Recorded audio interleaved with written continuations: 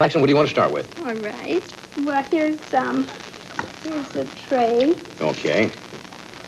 Now, these are all the Now, individual... these are some of the faces that I first started to see. Uh-huh. This, we're going to get a camera over here.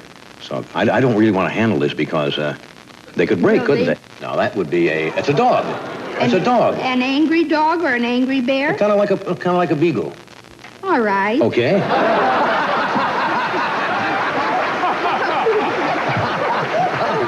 You'll go either way at all, right? I say it's now a beagle, folks. Whatever you see. Well, okay. This is a little sleeping bird. Isn't that cute? Yeah. See, that's sleeping.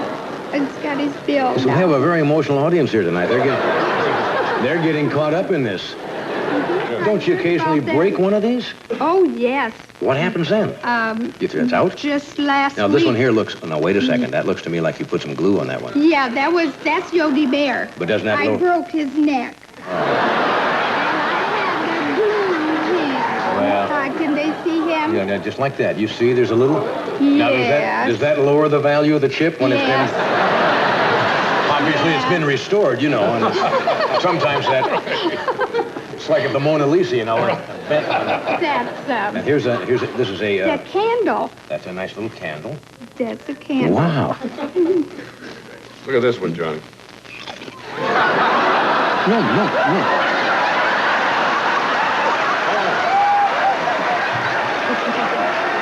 No, I didn't...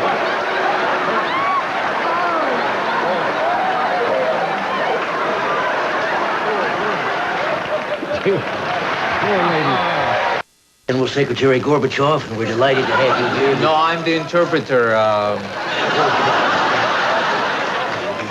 General Secretary, please sit down.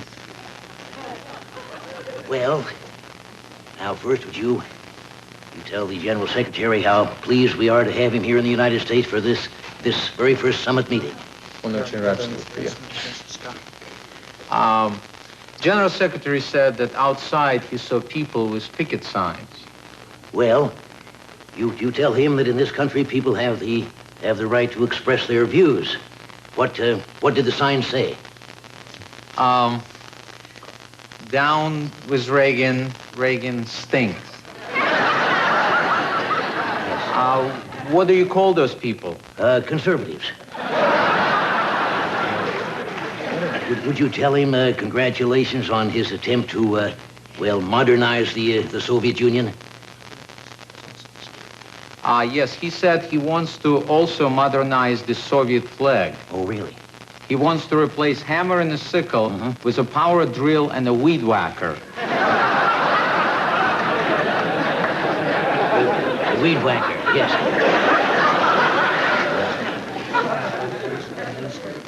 He's having a problem with his glasnost. Well, I'm sorry to hear that. Would he like to get up and walk around a little bit? No, he means with his openness. Oh, well, it's probably those cheap Russian pants. Tell him. You said you were in England and you performed for... I mentioned them in the monologue. Princess Di and Charles. Are they getting along all right? They look very well. They look happy, really. We're like this. You know, you see big ears on someone like that down the South, they usually have a banjo, you know? Now, I guess I'm not going back to England. how gutsy were you? Now, would you dare do that joke? No, would I do that there? While he's sitting there? And then end up in the Tower of London with a large man named Bubba. Hello, you're my friend now.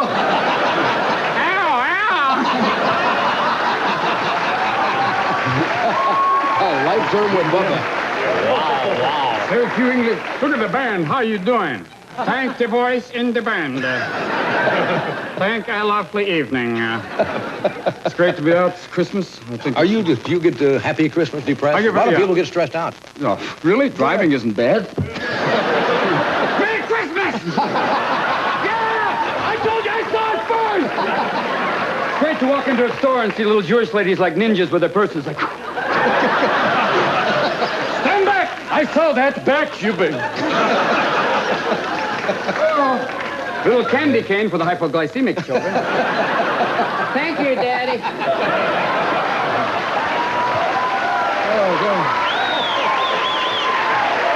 They have some wonderful stuff for them. There's some exciting Christmas gifts. They have the Jessica Hahn doll. It doesn't do anything. It just falls over and goes, maybe. Maybe.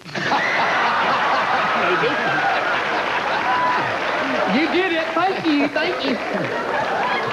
Just Jim and Tammy live near you in Malibu. Jim and Tammy rented a house out in Malibu. Jim and Tammy, I love Funny them. group, yeah. Her eyelashes have been declared a national forest. And... Thank you. Do you believe? Send money. And he has Mike Douglas's old hair, and it's amazing. All the money they make, though, people in the Vatican are going, shh, don't tell anybody.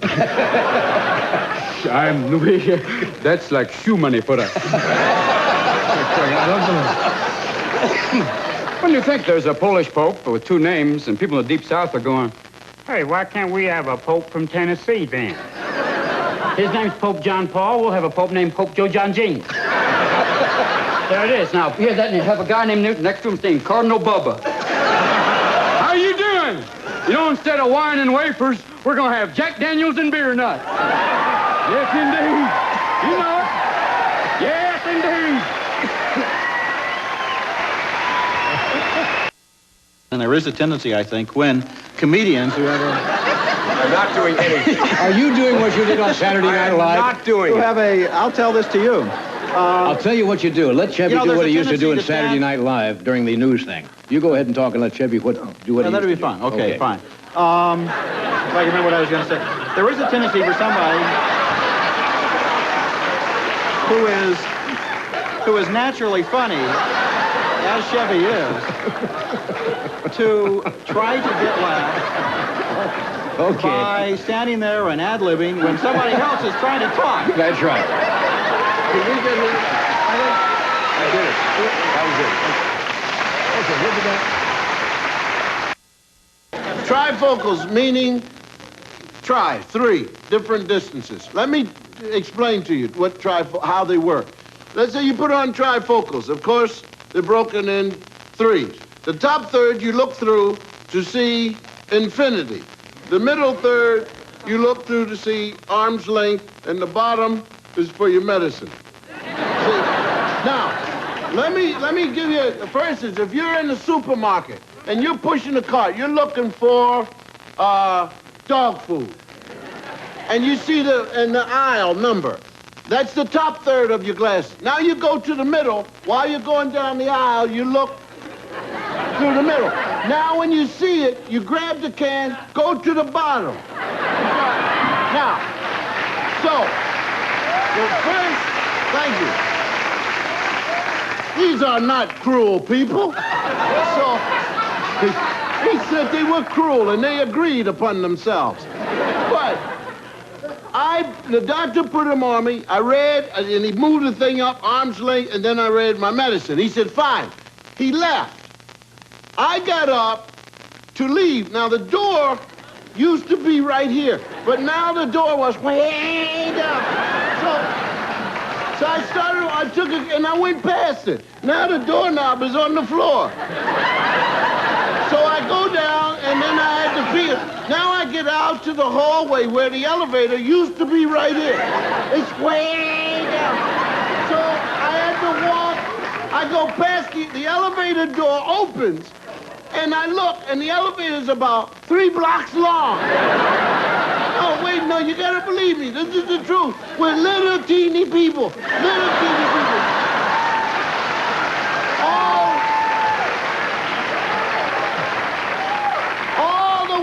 They were all the way in the back, about 3 blocks, and they were like this.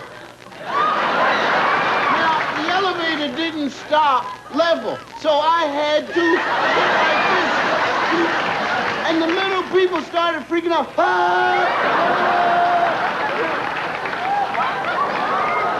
So I said, you people stop that. And I'm not going to hurt anybody, and if you expect to get off on a decent floor, when it comes, you better run all the way up here because the door will close on you. So I got on, now the thing came down, and it opened, and the front door was way.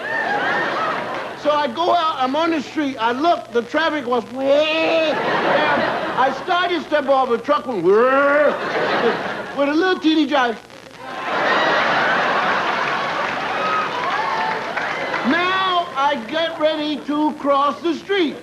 thank goodness I looked down because the curve was a 15-foot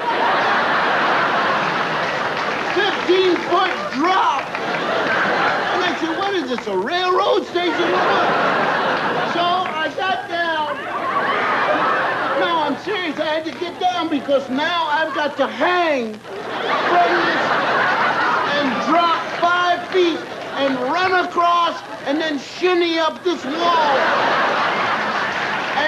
and hope that, you know, those brushes that come by cleaning the street, wheeze, doesn't come and eat me up. So I get down like this, and somebody tapped me and said, are you all right? So I turned around, and it was a giant eye. So I said, please don't eat me up, giant eye, don't eat me up.